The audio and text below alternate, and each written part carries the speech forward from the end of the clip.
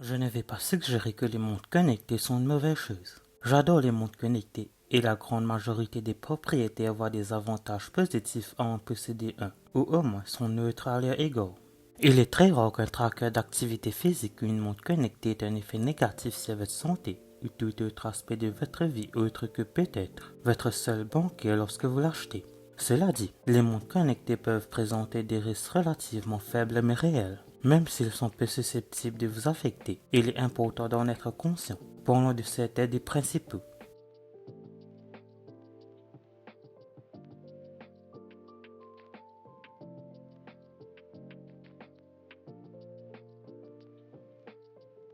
Les montres connectées sont parfaites pour suivre votre activité et vous aider à rester sur la bonne voie pour atteindre vos objectifs. Mais ils peuvent alimenter des habitudes malsaines en matière d'alimentation et de poids chez certaines personnes. Par exemple, le suivi obsessionnel de chaque calorie brûlée ou consommée peut se transformer en quelque chose de plus problématique, surtout si vous êtes déjà sujet à des troubles d'alimentation. Cela peut ressembler moins à un outil qu'à un rappel constant que vous n'en faites pas assez, ce qui conduit à des comportements restrictifs ou même à aggraver des troubles alimentaires existants. Les recherches soutiennent que certains utilisateurs de montres connectées, en particulier ceux qui se concentrent sur le poids et les calories, sont plus susceptibles de développer des habitudes néfastes comme le surexercice ou une restriction calorique sévère.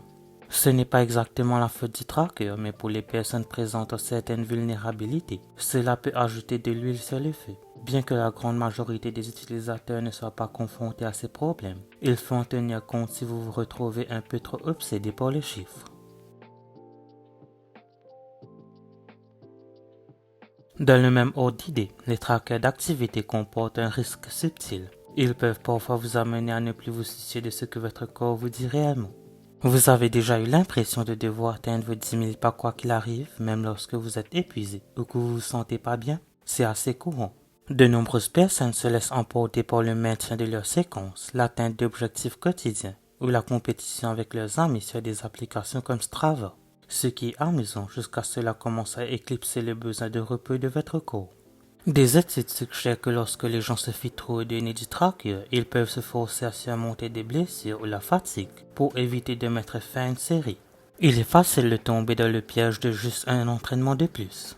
Votre corps est une mesure bien plus efficace que les données de l'appareil que vous portez au poignet, et il sait ce qui est le mieux pour vous. Oubliez la compétition ou la tentative d'atteindre l'objectif arbitraire fixé par votre tracker et prenez un jour ou deux de repos lorsque vous en ressentez le besoin. Avec tous les outils sophistiqués intégrés au tracker d'activités modernes, comme le moniteur de fréquence cardiaque, le capteur d'oxygène dans le sang, le CG, et même les trackers de stress, il est facile de se sentir en parfaite santé si les chiffres sont bons. Et soyons honnêtes, beaucoup d'entre nous aiment avoir une bonne raison d'éviter le médecin. Mais nous ne devrions pas rationaliser de cette façon.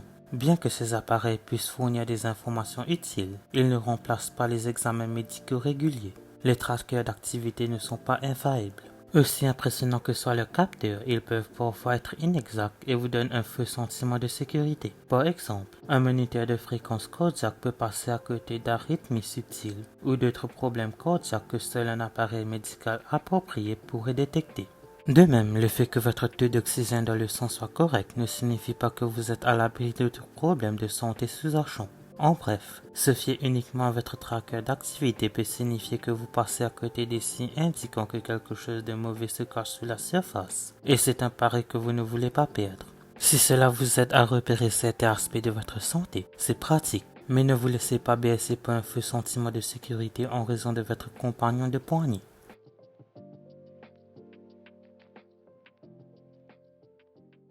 Nous terminons sur une note plus légère, mais de nombreuses personnes possédant un tracker d'activité souhaitent améliorer leur apparence. C'est tout à fait normal, mais vous devez également tenir en compte du fait que le tracker lui-même peut vous laisser un effet vestimentaire moins qu'idéal, le redoutable ligne de bronzage. Passez suffisamment de temps à l'extérieur avec un tracker au poignet et vous pourriez en être victime.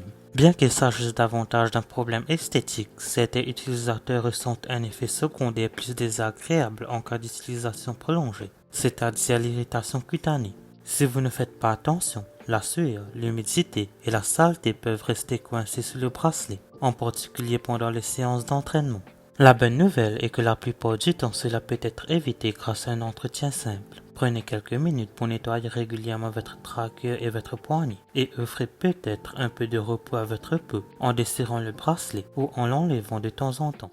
Merci d'avoir regardé cette vidéo, n'oubliez pas de la liker et de la partager, n'hésitez pas à vous abonner. N'oubliez pas d'aller liker ma page Facebook et de me suivre sur Twitter et Instagram, les liens seront en description.